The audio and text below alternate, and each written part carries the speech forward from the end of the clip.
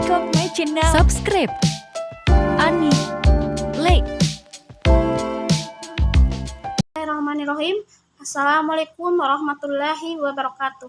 Perkenalkan, nama saya Novi Ramdayani dengan NIM 2021 050 10 10 12 kelas A Ekonomi Syariah semester 4. Nah, pada kesempatan kali ini saya akan membahas tentang mata kuliah Sistem Operasional Perbankan Syariah. Nah, untuk materi pembahasannya itu ada 2 poin. Yang pertama ada instrumen penghimpun dana bank syariah. Yang kedua itu produk jasa perbankan syariah.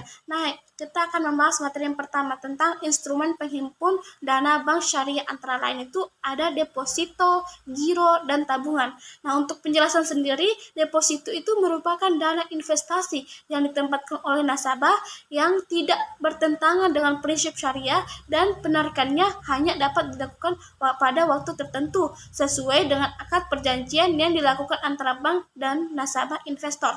Nah, berikutnya itu tentang giro. Nah, giro ini merupakan produk perdanaan bank syariah berupa simpanan dari nasabah dalam bentuk rekening giro untuk keamanan dan kemudahan pemakainya. Terakhir itu tentang tabungan. Nah, tabungan ini merupakan produk pendanaan bank syariah berupa simpanan dari nasabah dalam bentuk rekening tabungan untuk keamanan dan kemudahan pemakaiannya. Nah, untuk materi kedua itu tentang produk jasa perbankan syariah. Yang pertama itu transaksi. Nah, transaksi ini adalah suatu kegiatan jasa bank untuk memindahkan sejumlah dana tertentu sesuai dengan perintah si pemberi amanat yang ditujukan untuk keuntungan seseorang yang ditujukan sebagai penerima transfer. Baik.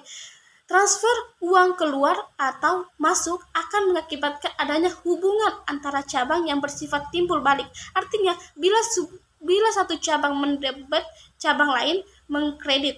Nah, ada 2 perbedaan, yaitu transaksi keluar dan transaksi masuk.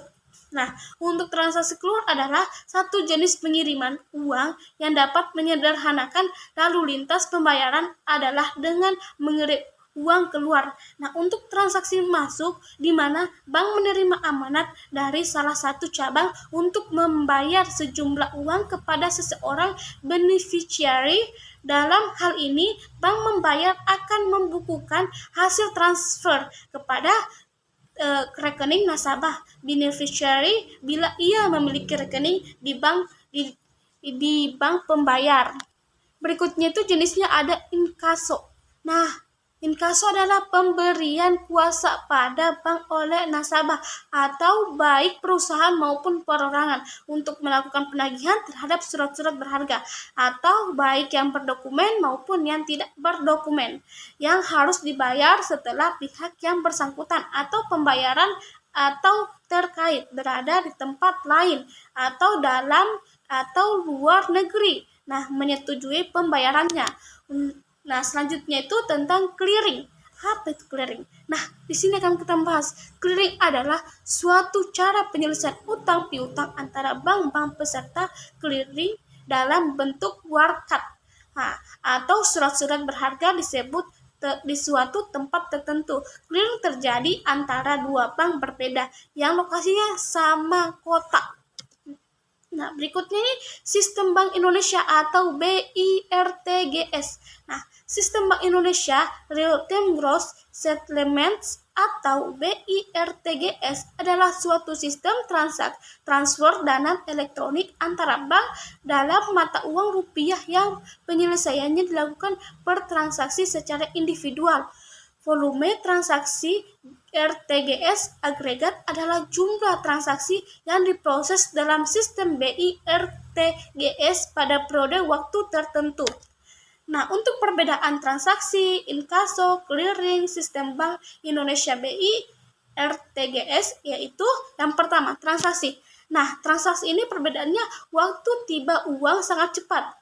Nah, berikutnya dapat mengirim ke berbagai bank sekaligus. Nasabah tinggal ke bank, maka transaksi akan dilayani. Berikutnya, biaya pengiriman akan lebih murah.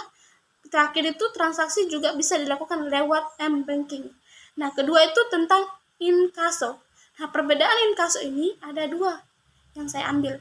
Yang pertama itu warkat yang ditagih harus berasal dari luar kota atau luar daerah atau luar negeri. Nah, berikutnya inkaso dan wartag hampir sama, yang membedakan itu wartagnya seperti cek, bliet giro, hasil kwitansi, dan adalah beberapa yang belum sempat saya sebutkan. Nah, yang ketiga itu clearing. Nah, untuk perbedaan clearing sendiri itu ada beberapa saya ambil. Yang pertama itu waktu penagihan lebih cepat, terutama warkat dalam jumlah banyak.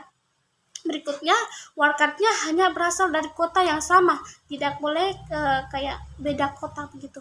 Nah, yang terakhir itu warteg yang ada dalam clearing hanya berupa bliet, giro, hasil bank, surat bukti terima transaksi dari luar kota, dan yang terakhir non kredit.